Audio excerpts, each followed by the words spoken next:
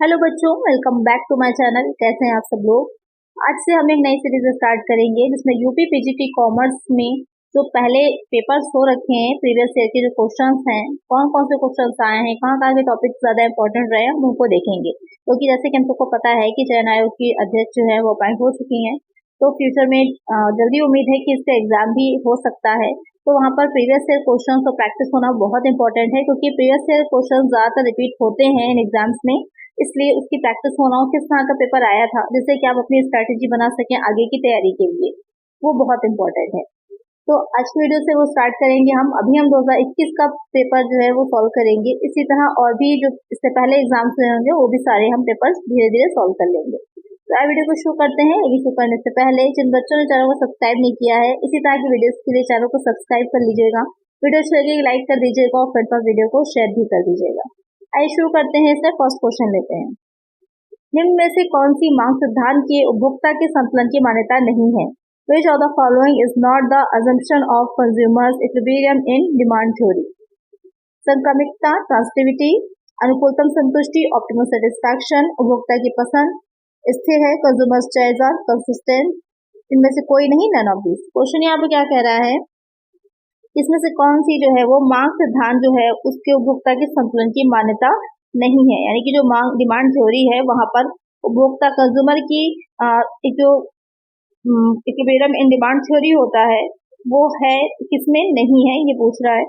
तो हो जाते हैं कि ये तीनों ही चीजें उसमें इंपॉर्टेंट होती हैं, ट्रांसटिविटी भी, ऑप्टिमल सेटिस्फैक्शन भी, कंज्यूमर चॉइस और कंसिस्टेंट भी। तो यहाँ पर इनमें से नहीं, नन ऑफ दीज आंसर होगा। कई बार ऐसा होता है कि क्वेश्चन इस तरह से दे रखा होता है कि आप कंफ्यूज हो जाते हैं, उसमें से कोई आंसर टिक कर देंगे, लेकिन कई बार नन ऑफ दीज भी आंसर होता है, तो वहां पर कंफ्यूज ना हुआ करिए। तो क्या होता है कि एक उपभोक्ता संतुलन में तब माना जाता है जब उसके जितनी उसकी रिक्वायरमेंट है, जितनी उसकी उपयोगिता यूटिलिटी है, उसके अकॉर्डिंग और दो वस्तुओं की कीमत, वो दोनों चीजों को देखता है। वो देखता है कि उसकी कितनी आवश्यकता नीड है, उसके अकॉर्डिंग वो जो प्रोडक्ट है वो उसको सेटिस्फाई कर पाएंगे नहीं कर पाएंगे, और साथ ही उनका प्राइस क्या रहेगा, उसको देखते हुए वो दो वस्तुओं की खरीद पर एक निश्चित धन या आय को इस तरह से स्पेंड करना चाहता है जिससे कि उसे ज्यादा से ज्यादा सेटिस्फैक्शन हो। यही हो जाता है उपभोक्ता के संतुलन या फिर मांग सिद्धांत जो होता है उसके अंडर में। एक आंसर हो जाएगा ऑप्शन डी। चलिए नेक्स्ट क्वेश्चन लेते हैं। जब अंशों का हरण किया जाता है तो अंश पूंजी खाता डेबिट किया जाता है। When shares are forfeited, share capital account is debited by। ये बहुत इंपॉर्टेंट क्वेश्चन है, बहुत बार कई अलग अलग तरह के एग्जाम्स में आया, JEE में पूछा गया है, ये हरियाणा में भी आया था पीजीटी में, यहाँ पर यूपी में भी कई बार इस क्वेश्चन को पूछा गया है पीजीटी टीजीटी में। तो यहाँ पर कह रहा है कि जब अंशों को फॉरफिटेड यानी हरण किया जाता है तो शेयर कैपिटल अकाउंट जो होता है वो कितने मूल्य से, कितनी वैल्यू से डेबिट किया जाएगा। अंशों के अंकित मूल्य से, फेस वैल्यू ऑफ शेयर्स, अंकों पर, अंशों पर मांगी गई धनराशि से, called up amount of shares, अंशों के प्रदत्त मूल्य से, paid up value of shares, या फिर अंशों पर आदेश धनराशि, अनपेड अमाउंट ऑफ शेयर्स से। तो यहाँ पर कितने अमाउंट से किया जाता है, तो called up amount of shares, जितना अंशों पर मांगी गई धनराशि होती है उससे किया जाता है। तो एक तरह से क्या हो जाएगा, ऑप्शन बी हो जाएगा। शेयर फॉरफीचर क्या होता है कि जैसे कि एक शेयर जो है अगर वो 10 रुपए का है तो पूरे 10 रुपए एक साथ नहीं लिए जाते, कुछ लिए जाते हैं एप्लीकेशन मनी, कुछ हो जाती है उसकी अलॉटमेंट मनी, कुछ लिए जाते हैं बाकी की कॉल्स पर। तो एक कॉल भी हो सकती है, दो भी हो सकती है, तीन भी हो सकती है, तो अलग अलग तरह से लिए जाते हैं। तो जैसे अगर 5 रुपए दे दिए गए, बाकी के 5 रुपए नहीं दिए गए, अनपेड है और वो नहीं दे रहा है, मांगी जा रही है कंपनी से, कॉस्ट की जा रही है, लेकिन जो शेयर होल्डर वो नहीं चुका रहा है, तो वहां पर क्या होता है, अंशों का हरण कर लिया जाता है, फॉरफीचर कर लिया जाता है। यहाँ पर कई आंसर हो जाएगा ऑप्शन बी। चलिए नेक्स्ट क्वेश्चन लेते हैं। साझेदारी के संयुक्त जीवन बीमा पॉलिसी पर चुकाए गए प्रीमियम को, premium paid on the joint life policy of the partner is, संबंधित साझेदारों के पूंजी खाते में क्रेडिट किया जाता है, credit to the respective partners capital account, संबंधित साझेदारों के पूंजी खातों में डेबिट किया जाता है, debited to the respective partners capital account, लाभानी खाते में क्रेडिट किया जाता है, credit to profit and loss account, लाभानी खाते में डेबिट किया जाता है, debited to profit and loss account. Question यहाँ पे क्या कह रहा है कि साझेदारी जो पार्टनरशिप होती है वहां पर लाइफ इंश्योरेंस पॉलिसी ली जाती है, तो जितने पार्टनर्स होते हैं सबकी ज्वाइंट लाइफ इंश्योरेंस पॉलिसी होती है, लाइफ पॉलिसी होती है। तो वहां पर जो प्रीमियम पे किया जा रहा है तो उस प्रीमियम को कैसे दिखाया जाता है, किस पर दिखाया जाता है, तो उसे प्रॉफिट एंड लॉस अकाउंट में डेबिट किया जाता है। एक आंसर क्या हो जाएगा, ऑप्शन डी हो जाएगा, क्योंकि यहाँ पर जो भुगतान किया गया प्रीमियम होता है वो क्या होता है, एक एक्सपेंसेस की तरह माना जाता है, इस वजह से उसे प्रॉफिट एंड लॉस अकाउंट में दिखाते हैं। आपको पता ही होगा जो प्रॉफिट एंड लॉस अकाउंट होता है वहाँ पर जितने भी इनडायरेक्ट एक्सपेंसेस होते हैं उन सारे एक्सपेंसेस को हम दिखाते हैं। तो यहाँ पर जीवन बीमा प्रीमियम जो है वो भी एक एक्सपेंसेस के रूप में दिखाया जाता है, एक्सपेंसेस को माना जाता है। तो इसकी एंट्री क्या होगी, तो profit and loss account debit होगा, to joint life insurance policy insurance account credit हो जाएगा। कुछ ये इसकी एंट्री होगी तो एंट्री भी पूछ सकता है, इसको भी ध्यान में रखिएगा। करेक्ट आंसर है ऑप्शन डी। चलिए नेक्स्ट क्वेश्चन है, यदि मूल्य लागत रुपए 20,000 कारखाना उपरिव्यय मूल्य लागत का 25% तथा कार्यालय उपरिव्यय कारखाना उपरिव्यय का 80% हो तो कार्यालय लागत होगी। If prime cost is 20,000, factory overhead are 25% of prime cost and office overhead are 80% of factory overhead, then the office cost will be. Question यहाँ पर क्या आपसे पूछ रहा है कि कह रहा है मूल्य लागत, यहाँ पर मूल्य लागत का मतलब है प्राइम कॉस्ट है 20,000 की है, कारखाना फैक्ट्री ओवरहेड जो है वो 25% है इसी 20,000 का, और कार्यालय उपरिव्यय क्या है, कारखाना उपरिव्यय का 80% है, यानी कि जो 20,000 का 25% आप निकालेंगे उसी का 80% क्या हो जाएंगे, हमारे कार्यालय उपरिव्यय हो जाएंगे। तो कार्यालय लागत, अच्छा अब यहाँ पर ध्यान दीजिएगा, यहाँ पर ऑफिस ओवरहेड नहीं पूछा है, यहाँ पर पूछा है ऑफिस कॉस्ट। तो कैसे निकालेंगे इसको हम, सबसे पहले 20,000 की जो प्राइम कॉस्ट है उसको लिख लेंगे, उसके बाद उसका 25% करेंगे, तो 20,000 का 25% या 1/4 क्या लीजिए, कितना आ जाएगा, 5,000 आ जाएगा। अब हमें पता चल गया कि प्राइम कॉस्ट 20,000 है, 5,000 हमारी क्या हो जाएगी, फैक्ट्री ओवरहेड ऐड कर लेंगे तो अब निकल के हमारी क्या आ जाएगी, फैक्ट्री कॉस्ट 25,000 की। इसमें अब हमें क्या निकालना है, 25,000 हमारी टोटल फैक्ट्री कॉस्ट है। यहाँ पर क्वेश्चन में आगे क्या कह रहा था कि जो ऑफिस ओवरहेड है वो 80% है किसके, फैक्ट्री ओवरहेड के। तो यहीं पर हमको ध्यान देना है कि जो 80% हम निकालेंगे ऑफिस ओवरहेड वो हम निकालेंगे इस 5,000 की, ना कि इस 25,000 की, यहीं पर गलती हो सकती है। तो अब 5,000 का आप 80% निकालेंगे तो 5,000 का 80% कितना हो जाएगा, 4,000 निकल करके आ जाएगा, उसे हम ऐड कर देंगे इस फैक्ट्री कॉस्ट में, तो हमारी कितनी निकल के आ जाएगी, 29,000, यही हो जाएगी हमारी ऑफिस कॉस्ट। इसे शॉर्ट में ओसी लिख सकते हैं, ऑफिस कॉस्ट हो जाएगी 29,000, यही हमारा आंसर हो जाएगा, करेक्ट आंसर हो जाएगा ऑप्शन बी। आपको पता ही होगा कॉस्ट कैसे बनाई जाती है, प्राइम कॉस्ट आती है, फैक्ट्री कॉस्ट आती है, फिर ऑफिस कॉस्ट आ जाती है, वही हमारी कॉस्ट ऑफ प्रोडक्शन भी हो जाती है। यहाँ तक आपको समझ में आ गया होगा। चलिए नेक्स्ट क्वेश्चन लेते हैं। सुरक्षा सीमा से तात्पर्य है मार्जिन ऑफ सेफ्टी मीन्स वास्तविक विक्रय एवं कुल लागत के अंतर से, यानी कि जो मार्जिन ऑफ सेफ्टी होती है इसे शॉर्ट में MOS भी बोला जाता है। इसका क्या मीनिंग होता है ये पूछ रहा है कि जो डिफरेंस बिटवीन एक्चुअल सेल और टोटल कॉस्ट है, टोटल कॉस्ट एक्चुअल सेल का डिफरेंस होती है। वास्तविक विक्रय प्रत्यक्ष लागत के अंतर से, difference between actual sale and variable cost. वास्तविक विक्रय एवं स्थिर लागत के अंतर से, difference between actual sale and fixed cost. वास्तविक विक्रय एवं संविच्छेद विक्रय के अंतर से, difference between actual sale and break even sale. तो क्या होता है, MOS जो निकाला जाता है इसको, इसका फॉर्मूला भी कह सकते हैं आप, क्या रहता है कि जो सेल्स हुई होती है इसका फॉर्मूला जो रहता है, जो सेल्स होती है उसमें से हम लेस कर देते हैं BEP को, यानी कि ब्रेक इवन पॉइंट को, यानी कि BEP के ऊपर जितनी भी सेल होती है वो डिफरेंस जो बीच का रहेगा वो सब क्या हो जाती है, मार्जिन ऑफ सेफ्टी होती है, सुरक्षा की सीमा होती है। एक आंसर यही हमारा डी हो जाएगा, एक आंसर यहाँ हो जाएगा ऑप्शन डी। चलिए नेक्स्ट क्वेश्चन है, निम्नलिखित में से कौन सी कंपनी की एक विशेषता नहीं है, विच of the following is not a characteristics of A company. गैर समावेशी संस्था, नॉन कॉर्पोरेट बॉडी, कृत्रिम व्यक्तित्व, आर्टिफिशियल पर्सनालिटी, शाश्वत उत्तराधिकार, परपेचुअल सक्सेशन, पृथक वैधानिक अस्तित्व, सेपरेट लीगल एग्जिस्टेंस। क्वेश्चन क्या कह रहा है कि एक कंपनी जो होती है उसकी एक विशेषता नहीं है, यानी कि कोई तीन जो है उसके फीचर्स होंगे, कैरेक्टरिस्टिक्स होंगी और कोई एक नहीं होगी। पहला जो कह रहा है नॉन कॉर्पोरेट बॉडी, यही गलत है, आपका गैर समावेशी संस्था नहीं होती बल्कि कंपनी एक समावेशी संस्था होती है, यही क्या है इसकी एक फीचर नहीं है। आर्टिफिशियल पर्सनालिटी भी होती है, शाश्वत अधिकार भी होता है, यानी कि किसी के आने या जाने का कंपनी में से कोई भी उस पर फर्क नहीं पड़ता है, यानी किसी की मृत्यु हो जाती है, कोई कंपनी को छोड़कर चला जाता है तो कंपनी को कोई भी इफेक्ट नहीं पड़ेगा। और पृथक वैधानिक अस्तित्व, इसकी एक सेपरेट लीगल एग्जिस्टेंस भी होती है। तो एक आंसर हो जाएगा ऑप्शन ए। इसके अलावा इसके कुछ और भी दे रखे हैं, निगमन कॉर्पोरेटेड होती है, इनकॉर्पोरेशन होता है, कृत्रिम व्यक्ति आर्टिफिशियल बॉडी होती है, इंडिविजुअल इसकी सेपरेट लीगल एग्जिस्टेंस होती है, शाश्वत अस्तित्व है, इसकी अपनी सील होती है, कंपनी की मोहर होती है, इसके जो अंश होते हैं, जो शेयर्स होते हैं वो ट्रांसफरेबल होते हैं, हस्तांतरणीय होते हैं, सीमित देयता लिमिटेड लायबिलिटी होती है।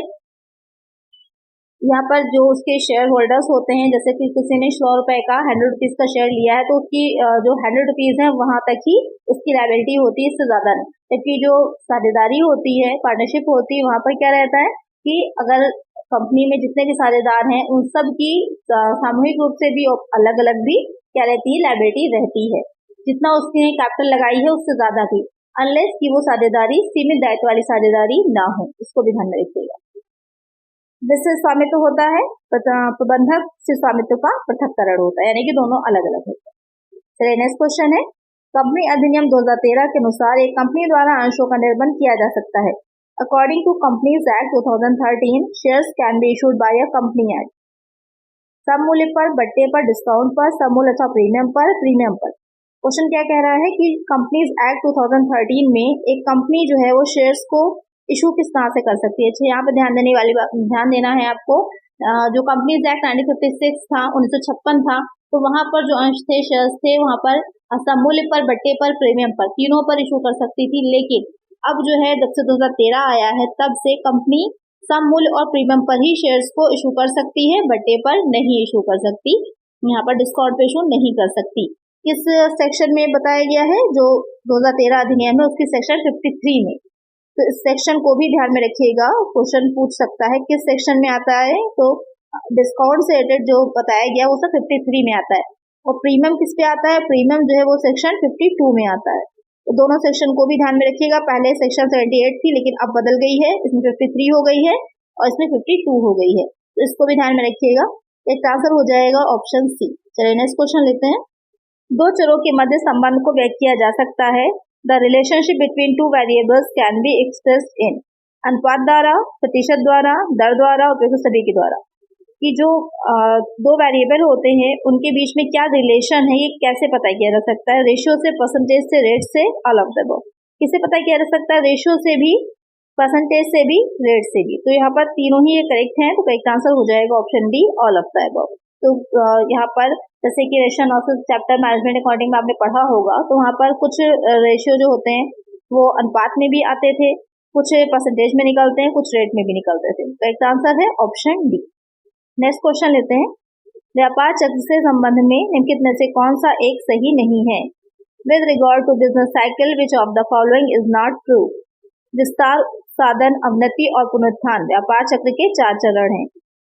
ये पहला पॉइंट कह रहा है कि बिजनेस साइकिल से रिलेटेड इसमें से कौन सा आपका ट्रू नहीं है। तो जो पहला पॉइंट कह रहा है कि expansion, recession, depression and recovery are the 4 phases of business cycle, ये करेक्ट है। 4 फेज होते हैं।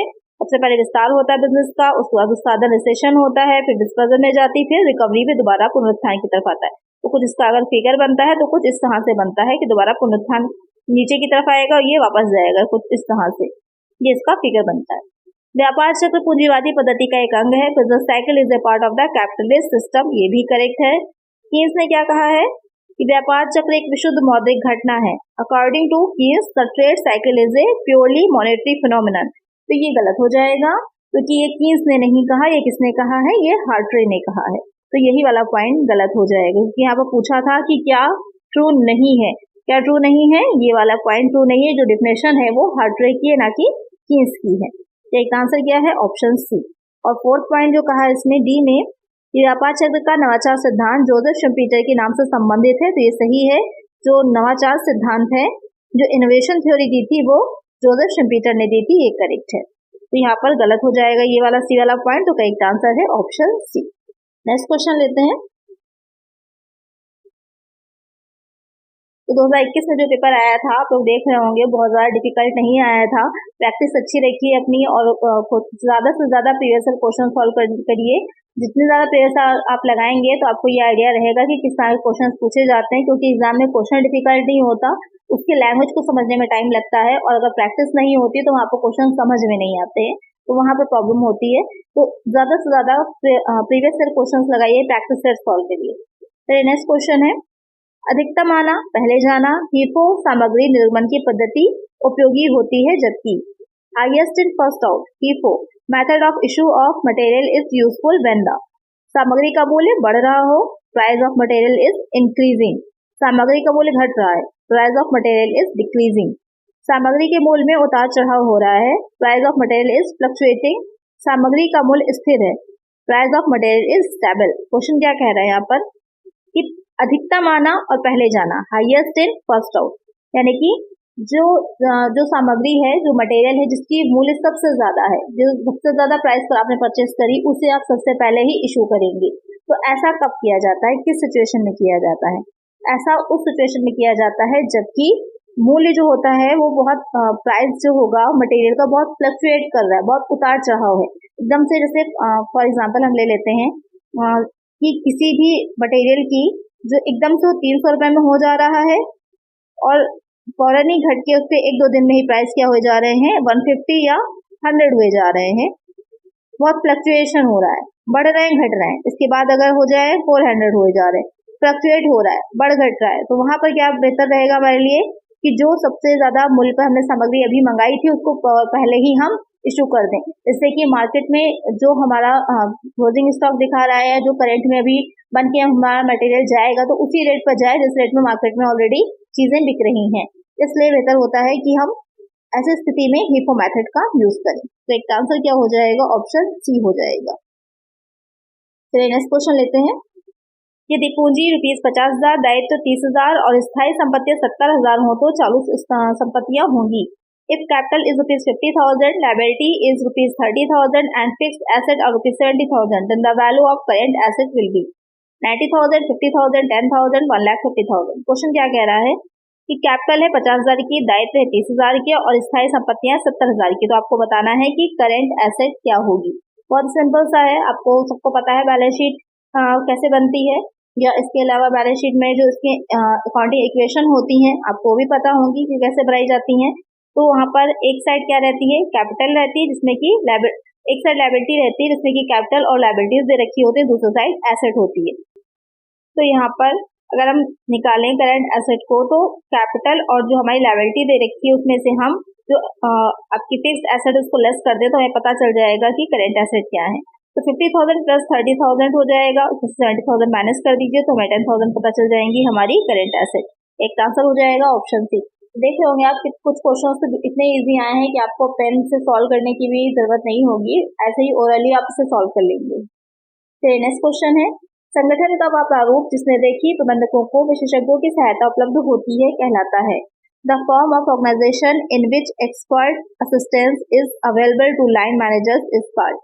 रेखीय संगठन, लाइन ऑर्गेनाइजेशन, समिति संगठन, कमेटी ऑर्गेनाइजेशन, कार्यात्मक संगठन, फंक्शनल ऑर्गेनाइजेशन, रेखीय एवं विशेषज्ञ संगठन, line and staff organization. Question क्या कह रहा है, जो ऑर्गेनाइजेशन होती है, संगठन होता है, उसका एक ऐसा प्रारूप जिसमें जो रेखीय प्रबंधक होते हैं उनको विशेषज्ञों की सहायता उपलब्ध होती है, यानी कि जो एक्सपर्ट होते हैं वो उनकी हेल्प ले सकते हैं, वो संगठन क्या कहलाता है। तो इस तरह का जो संगठन होता है वो रेखीय एवं विशेषज्ञ संगठन कहलाता है। लाइन एंड स्टाफ ऑर्गेनाइजेशन क्या होता है, इसकी विशेषताएं क्या होती है वो देख लेते हैं।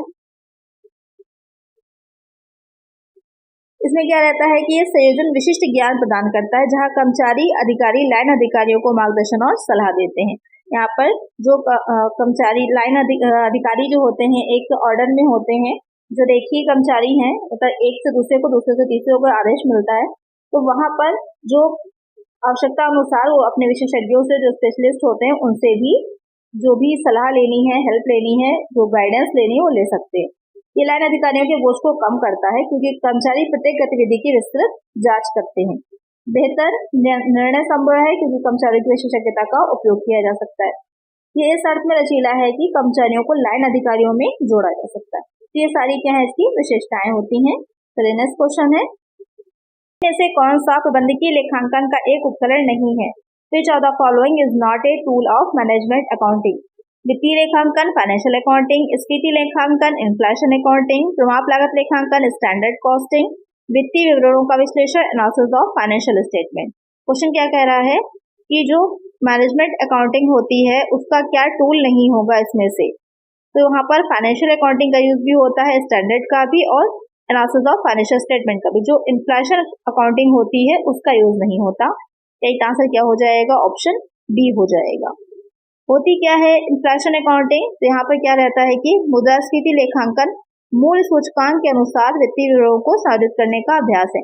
यानी कि क्योंकि जो एसेट्स आपने परचेज जैसे आज करी हैं, आज से 10 साल बाद या 5-6 साल बाद भी अगर हम देखें तो वहाँ पर प्राइजेस में बहुत डिफरेंस हो जाता है। आज एक जमीन कहीं पर खरीदी आप, लैंड कोई परचेज करिए और 5-6 साल बाद उस लैंड की वैल्यू जो होगी वो बहुत बढ़ जाएगी, तो दोनों के बीच में डिफरेंस आ जाता है। तो वहाँ पर इसका यूज किया जाता है सूचकांकों का, इंडेक्स नंबर्स का वहाँ पर यूज किया जाता है। इससे ये पता किया जा सके कि 5 साल बाद उसकी वैल्यू क्या होगी, तो वहाँ पर यूज होता है इन्फ्लेशन अकाउंटिंग का। चलिए नेक्स्ट क्वेश्चन लेते हैं। सम विच्छेद बिंदु से तात्पर्य है ब्रेक इवन पॉइंट मीन्स।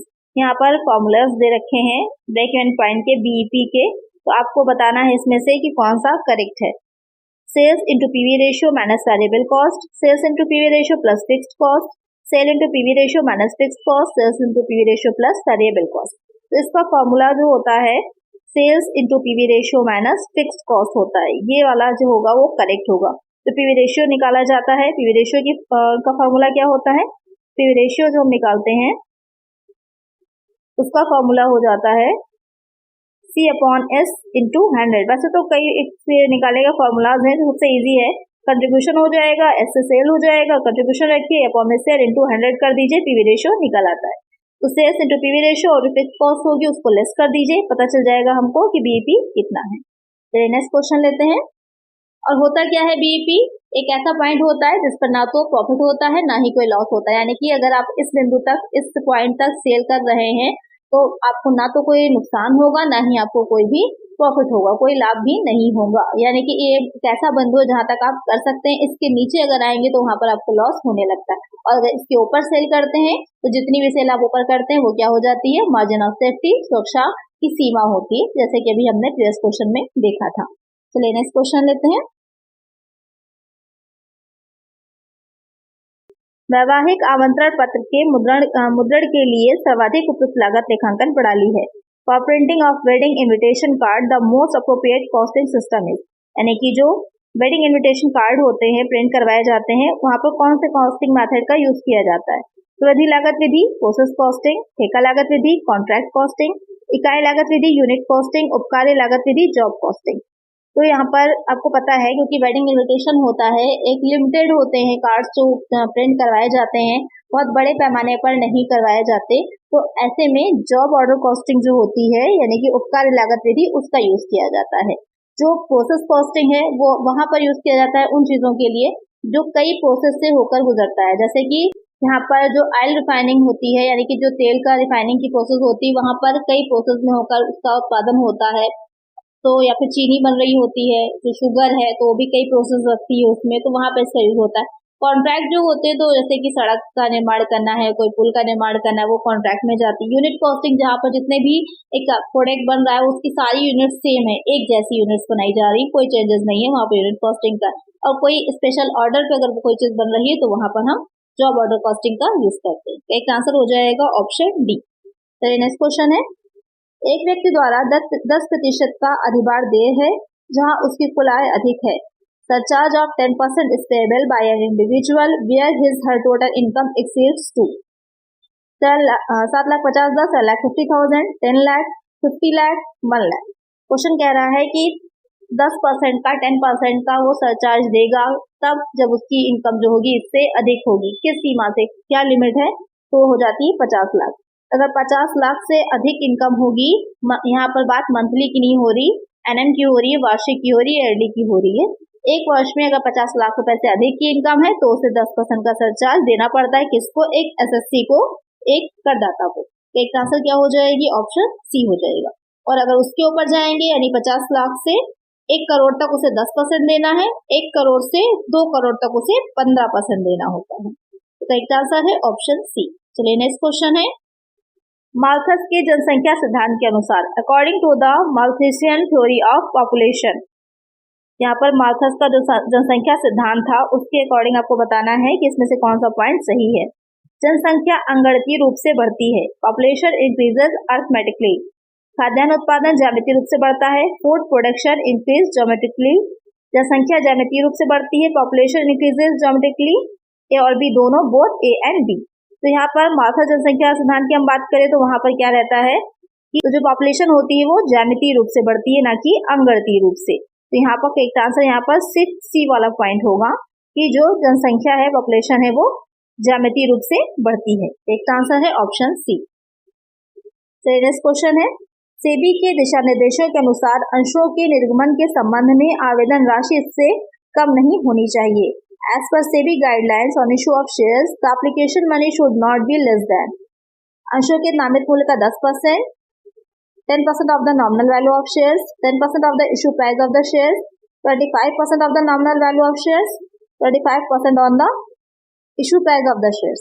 बहुत ही इंपॉर्टेंट क्वेश्चन है ये, इसको अच्छे से देख लीजिएगा, समझ लीजिएगा, क्योंकि यहाँ पर दो तरह से क्वेश्चन पूछता है, एक कंपनी अधिनियम के अनुसार पूछता है, एक सेबी के अनुसार पूछता है। जैसे यहाँ पर सेबी के गाइडलाइन ने पूछा है कि जब शेयर्स को इशू किया जा रहा होता है तो वहां पर जो एप्लीकेशन मनी ली जाती है वो किससे कम नहीं होनी चाहिए, नॉट बी लेस देन पूछा है, किससे कम नहीं होनी चाहिए, वो 25% of the issue price of the share, अंशों के निर्गत मूल्य का जो 25% है उससे कम नहीं होनी चाहिए। तो यहाँ पर ध्यान रखिएगा, अगर यहाँ पर सेबी के दिशा निर्देश में पूछ रहा है तो 25% हो जाएगा, और अगर कंपनी अधिनियम के अकॉर्डिंग पूछ रहा होता है तो वहाँ पर आंसर आपका 5% होता है। तो क्वेश्चन को ध्यान में रखिएगा कि क्वेश्चन किसके अकॉर्डिंग पूछ रहा है। एक आंसर है ऑप्शन डी। नेक्स्ट क्वेश्चन है, सांख्यिकी विश्लेषण के अंतर्गत निम्नलिखित में से कौन सा एक गुण नहीं है? Which of the following is not an attribute under statistical analysis? Deepness, beauty, height, blindness. Question क्या कह रहा है कि स्टैटिकल एनालिसिस जो होता है उसके अकॉर्डिंग क्या इसमें से जो है वो एक सांख्यिकीय विश्लेषण के लिए एक गुण नहीं माना जाता है। क्या गुण नहीं माना जाता है? तो यहाँ पर जो हाइट होती है उसको नहीं माना जाता, बाकी डीपनेस, ब्यूटी और ब्लाइंडनेस को माना जाएगा। हाइट जो होती है उसको नहीं माना जाएगा। एक आंसर हो जाएगा ऑप्शन सी। काफी कंफ्यूजिंग वाला क्वेश्चन था, इसमें काफी वो भी थी, अलग अलग मत थे, अलग अलग माना जा रहा था, लेकिन यहाँ पर जो फाइनल आंसर की आई थी उसके अकॉर्डिंग हाइट को उन्होंने नहीं माना था कि सांख्यिकीय विश्लेषण के लिए एक गुण होता है। एक आंसर है ऑप्शन सी। इसका मेनली रीजन ये था कि एक डेटा जो होता है, आपको पता ही होगा, जो उसका ग्रुप होता है उसके जितनी भी विशेषताएं वो एक जैसी होनी चाहिए। डीपनेस, ब्यूटी और ब्लाइंडनेस एक ही श्रेणी की, एक ही उसकी कह सकते हैं कि विशेषताएं मानी जाती हैं, लेकिन हाइट जो है वो मापी जा सकती है, उसको मेजर किया जाता है एग्जैक्टली। लेकिन डीपनेस को, ब्यूटी को, ब्लाइंडनेस को आप एग्जैक्टली मेजर नहीं कर सकते। नियर अबाउट रहती है, लेकिन एग्जैक्टली आप मेजर नहीं कर सकते कि कौन कितना सुंदर है, कितने प्रतिशत सुंदर है, या उसकी 30 सेंटीमीटर की या 25 सेंटीमीटर, 50 सेंटीमीटर की सुंदरता आप ऐसे नहीं माप सकते। लेकिन हाइट में आप एग्जैक्टली निकाल सकते हैं कि कितनी उसकी हाइट है। तो एक तरह से कह सकते हैं कि ये मात्रात्मक उसमें चला जाता है, बाकी ये तीनों गुणात्मक में जाते हैं, क्वालिटेटिव में जाते हैं, ये क्वांटिटेटिव में चला जाएगा। तो करेक्ट आंसर है ऑप्शन सी। नेक्स्ट क्वेश्चन है, निम्नलिखित में से कौन सी व्यावसायिक पूर्वानुमान की एक तकनीक नहीं है? विच of the following is not a technique of business forecasting? Budgeting, वित्तीय विवरणों का प्रस्तुतिकरण, प्रेजेंटेशन ऑफ फाइनेंशियल स्टेटमेंट, लागत मानकों का निर्धारण, डिटर्मिनेशन ऑफ कॉस्ट स्टैंडर्ड्स, लाभ नियोजन, प्रॉफिट प्लानिंग। क्वेश्चन क्या कह रहा है, इसमें से कौन सी व्यावसायिक पूर्वानुमान की एक टेक्निक नहीं है? कौन सी हो जाएगी? तो यहाँ पर जो वित्तीय विवरणों का प्रस्तुतिकरण है उसको एक बिजनेस फॉरकास्टिंग की टेक्निक नहीं माना जाता है। बजटिंग भी होती है, बजटिंग से आपको ये पता चलता है कि फ्यूचर में कितने एक्सपेंसेस, कितनी इनकम होने वाली, उसका एक बजट बनाया जाता है। बजट जो होता है वो भविष्य के फ्यूचर के लिए ही तैयार किया जाता है। कॉस्ट स्टैंडर्ड जो सेट किए जाते हैं वो भी फ्यूचर के लिए सेट किए जाते हैं। और प्रॉफिट प्लानिंग तो है ही, प्लानिंग का मतलब ये होता है कि भविष्य के लिए हमको योजना तैयार कर रहे हैं। तो यहाँ पर एक आंसर है ऑप्शन बी। और ये प्रस्तुतिकरण जो है उसमें हम जो पहले हो चुके हैं, जितने भी हमने एक्सपेंसेस कर दिए हैं, जो हमारे हिस्ट्री बन चुके हैं, समझ लीजिए, उसके को रिप्रेजेंट कर रहे होते हैं। तो एक आंसर हो जाएगा ऑप्शन बी। आज की वीडियो में इतना ही। नेक्स्ट वीडियो में इसके आगे के क्वेश्चन हम सॉल्व करेंगे। इसके 125 कंप्लीट क्वेश्चंस जो आपके 2021 में पेपर हुआ था उसके सारे क्वेश्चंस हम सॉल्व करेंगे नेक्स्ट वीडियो में। तो आज की वीडियो में इतना ही। अगर वीडियो अच्छी लगी है, ये सीरीज आपके लिए हेल्पफुल रहेगी, तो वीडियो को लाइक जरूर कर दीजिएगा। चैनल पे है तो चैनल को सब्सक्राइब कर दीजिएगा और फिर तक वीडियो को शेयर कर दीजिएगा। मिलते हैं नेक्स्ट वीडियो में। Thank you.